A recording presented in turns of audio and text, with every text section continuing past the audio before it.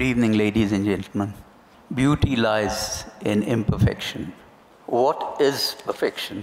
Is it the ability of the subject to exist in total freedom from any failing or defect? Or is it an inability of the beholder to perceive beyond the rest set standards? Where perfection is a lack of a flaw or a deficiency, is it not ironical then that the search for perfection in the aesthetics is a flaw in our conditioning itself? Indeed, in our quest for finding beauty only in the perfect, we find that our quest itself is flawed and hence imperfect. Attributes like wholeness, completeness, order, symmetry, and permanence becomes an archaic law of the bygone standard, and recognition, acceptance, and the celebration of the extraordinary within the ordinary becomes the new order to live by. It is the principle upon which nature bases its design. It is the fundamental on which ancient cultures construct their doctrines of wisdom. For instance, many people have talked about it. The wabi-sabi of Japan, represented here by the incomplete circle, is a concept where objects were often replaced with gold to make the crack or the flaw a unique part of the object's history and add to its beauty. Isn't that a sublime thought? Or the concept of the Jamal huwal Naqs in ancient Arabia. Jamal huwal Naqs translates to beauty derived from a flaw or a defect.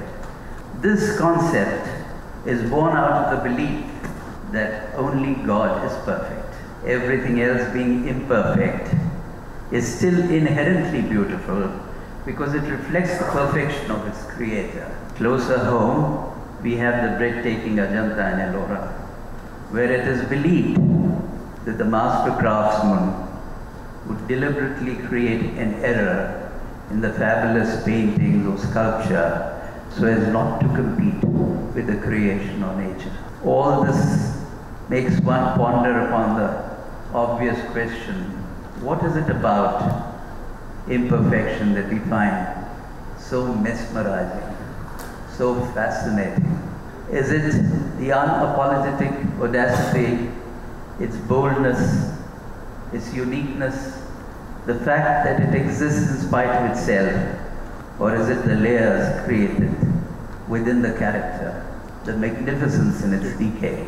Or does the beauty lie in the splendor of its tragic story, its unachieved aspiration, what it could have been, the potential it could never attain, and the glory, the pomp, the grandeur that it once basked in, now a mere shell of its former self? Or is it the innate ability to find a moment of pure bliss in the seemingly jaded?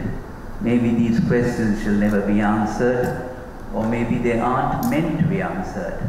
I will leave you with a few lines from a Leonard Cohen song. Ring the bells that still can ring.